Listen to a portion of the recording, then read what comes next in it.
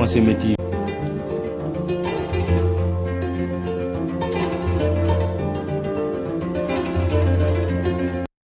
Sur le site de Pout-Kirène, nous allons visiter, nous allons écouter les techniciens dire ce qu'ils ont réalisé. Nous irons à Pout-Nord et nous finirons à Thiès. Nous ferons un crochet sur le site des anciens réservoirs et à proximité de ces sites, nous visiterons 2 forages. À la fin, les directeurs généraux vont animer un point de presse.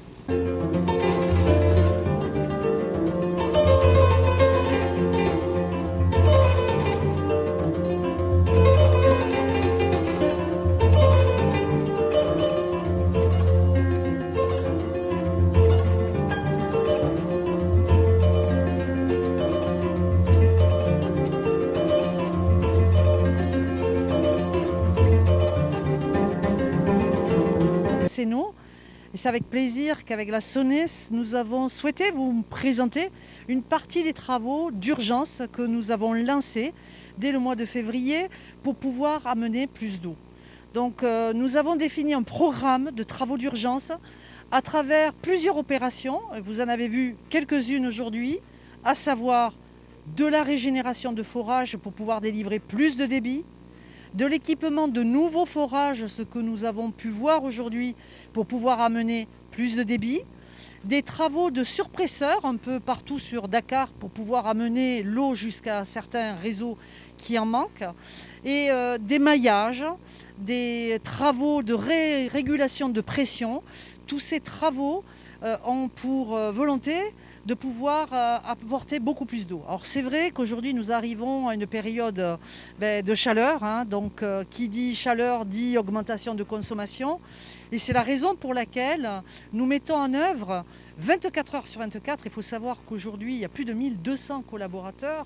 qui sont jour et nuit sur les réseaux, sur les usines, sur les forages, pour faire en sorte que tout fonctionne bien et amener le plus d'eau. Alors il se peut aussi parfois, les intempéries sont contre nous. On a connu le week-end dernier des orages, du vent, de la pluie. Et bien, comme on a beaucoup d'installations électriques, mécaniques, électroniques, il arrive parfois aussi qu'elles sont en panne. Mais nous avons tout fait pour que justement les équipes puissent intervenir dans le meilleur délai, jour et nuit, même dans des endroits isolés comme là vous pouvez le voir, pour pouvoir mettre le plus rapidement possible ces installations en fonctionnement. En fonctionnement avec de la qualité, puisque derrière il y a chloration pour garantir une eau de qualité, eau potable dans les robinets. Alors nous avons ce programme qui est porté par chez nous, c'est Madame Bousseau,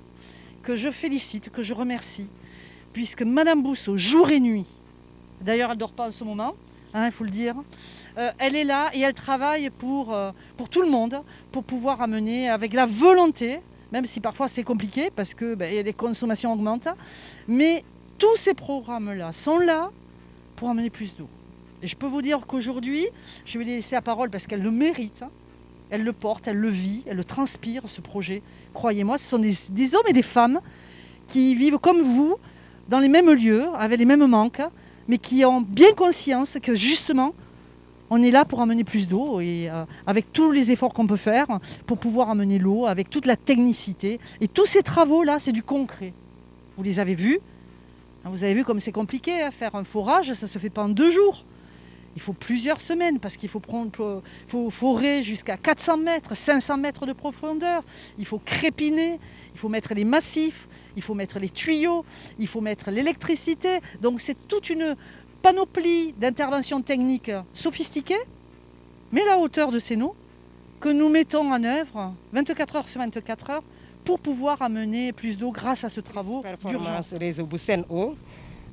comme DG maa ngi lay jaajëfal di jaajëfal DG SONES samay kilifa ñoom ñu ma bàyyi ma mën a wax bi Sen'Eau ñëwee dafa proposer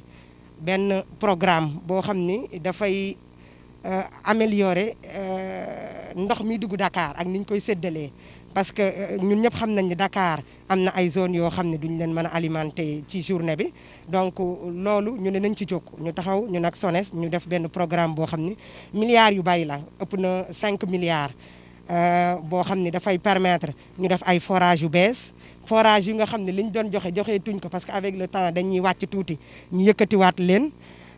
ñu xoolaat aussi usines yi lépp luñ ci mën a redresser ñu defaat ko ba nga xam ne usines yëpp dinañ fonctionner à leur pleine capacité. bu loolu wëyee ñu xoolaat suñu réseau lan lañ ci mën a def réseau yi nga xam ne ñoo gën a néew doole ñu redresser leen ba nga xam ne volume boobu bu ñëwee ñoom dinañ ko mën a recevoir ba jox ko ñi nga xam ne ñoo dul woon am ndox le jour. ñu xoolaat yenn zone yoo xam ne même bu ñu redresser pour ñu jox leen ndox journée bi dina compliqué parce que Dakar li ñuy suturé dafa bëri ñooñu dañoo décider ñu def fa ay booster yoo xam ne H24 ñun ñooy xool nuñ koy alimenter mais dinañ leen mën a jox ndox. dina ci bokk Parcelles Assainies dina ci bokk Grand Médine dina ci bokk benn tali ñaari tali yéen boo ñëwee Rufisque donc Baraka zone yooyu yëpp dañoo élevé ba nga xam ni ñun ak suñu réseau li nit ñi di suturé journée bi day tax ñoom ndox mi day néew doole du fa mën a egg donc ñooñu incha allah bu loolu paree ñoom dinañ mën a am ndox ñu xoolaat am na partie yu bëri fi mu ne nii commencé nañu am ndox bëccëg bi boo xoolee Arafat 1 2 3 4 à Rufisque ñoom mosuñu woon am ndox bëccëg bi léegi ñu ngi am ndox bëccëg bi soo demee ci banlieue bi quartier yu mel ni Notaire ay Mbodd ñu pare nañ fa parce que li ñuy wax quand même ñu ngi koy réaliser ñoom ñu ngi may dégg ñu ngi am ndox le jour ñu ngi xaaraat aussi lu ëpp juróomi forage yoo xam ne d'ici fin juillet dina volume bu am doole la dinañ ko injecté waat ci réseau bi pour améliorer li ñuy jox nit ñi ndox ak aussi ñi nga xam ne daaw ñu am ndox jour ñuy mën a am ndox te incha allah ñu ngi ci te bu ñu tëddee nelaw loolu lépp dafa pare incha allah. SONES ak DG Sen'Eau ñi nga xam ne boole nañ ñu ci visite bi ni ñu ko yàgg a def parce que ñun yàgg nañoo ñëw fii yàgg nañoo ñëw ci ouvrage yu SONES wax dëgg yàlla te dañu toujours de concret la ñuy wax dañuy wan loo xam ni dañu gis ni lii am na ñu ko gisandoo suñu bopp kon ñu ngi leen ci gërëm di leen sant di nag massaw ñi nga xam ni ñoom ñu ngi ci Dakar ak li ko wër wala sax feneen moo xam ni ñàkku ndox mi sonal na leen coono goo xam ni wax dëgg yàlla metti na surtout ci jamono ji nga xam ni feebar bi mi ngi ci suñu kaw te feebar boobu bu nekkee suñu kaw ñun dafa am lu nga xam ne daf ñu war pour ñu mucc ci feebar bi ndox moo ci jiitu mooy raxasu mooy et cetera mais loolu nag boo ko amul jàpp nañ ni metti na loolu mais nag ñu jàpp ni loolu bu ñu muñee tuuti peut-être ci li ñu gis ñun nii li ñu wan lii ni gis nañu ni li ñu techniciens yi wax ak 5 forages yi ñu am bu ñu leen boolee fi léegi balay fin du mois de juillet daañu mën a am lu mat juróom fukki junne ci mètre cube bu ndox bu mën a ñëw Ndakaaro loolu mi ngi war a mën a tolloo ak production usine de Niit bi nga xam ne dafa am problème bu boobu bu loolu amee on peut mën nañu jàpp ni kon équilibre dana am entre demande bi ak nu mu tuddati l'offre. wax nañ ko sànq ndoxu Dakaaru dafa dépendre yu bari mais ndoxu Dakaaru fi muy jógee sori na lool presque 300 kilomètres fële ginnaaw Louga Kër Momar Sarr wante doyul ñu koy mottali ak ay forage mais gis nañ tamit ni forage yi mu ngi gën a am doole ci ndox bi ñëw Dakar mais gis nañ tamit ni forage yi tamit pexe ndëgëndiku la mais gis nañ tamit ni Dakaru macha allah ak lépp lu ko wër nit ñi gañ fay gën a bari lu normal la ndax mooy capitale bi on note à peu près nit ñi gañuy yokku de 6% téeméer bu boo jël juróom benn nit ñi dinañ koy yokku at ku jot terewul moo tax gouvernement wu Sénégal tënk projet bu yaatu projet boobu pour que mu mën a muy projet boo xam ni dina mën a assurer dina mën a tax jafe-jafe ndox daal su fi jógul it dina lekk loo xam ne dina fi tumuranke ay at yu bari bari moom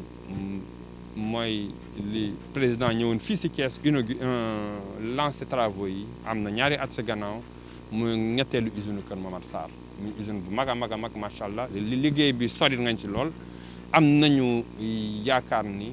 fii ak ay weer dina sotti avant 2021 mais balay booba ñu ni il faut ñu ne ay pexe moo taxoon gouvernement bi ay depuis juróomi at mu indi ay pexe ndëgëndiku ay pexe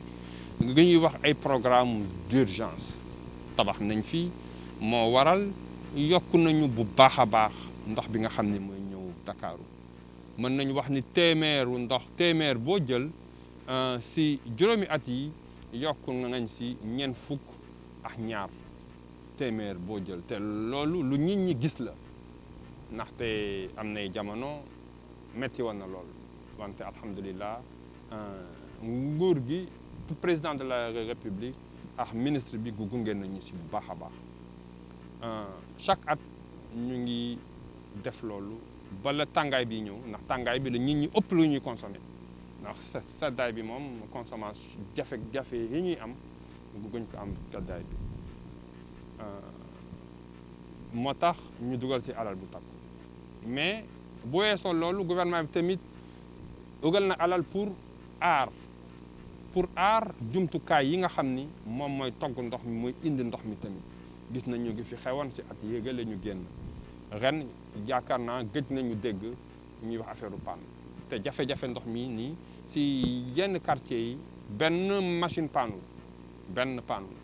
mais depuis janvier ba février tënk nañu ci ndigalu ministre bi muy suñu kilifa benn programme pour waajal tàngaay bi ñëw mooy programme bi nga xam ni moom nga ñuy wax programme de consolidation de l'alimentation en eau ngay waxtaan ay pexe yu bari dina am wante suñu itte et li nga xam ni moom la ñu président de la république sas li nga xam ni tamit ministre bi fu mu toll ba biig si guddi 1h du matin mu ngi woon nañu suba il faut ngeen dem mën a expliquer nit ñi li gën a expliquer nit ñi yoo xew mu ñu koy fàttali saa su ne loolu seen njëriñ seen yokk seen nekkin mooy li nga xam ni moo tax ñuy sonn saa su ne et lépp lu ñu mën dinañ ko def ñu ngi koy sax def pour que mbir mi am amélioration et incha allah gëm nañ ni li nga xam ne lépp ñu ngi koy def fan yi di ñëw dinañu gis njëriñ bi et que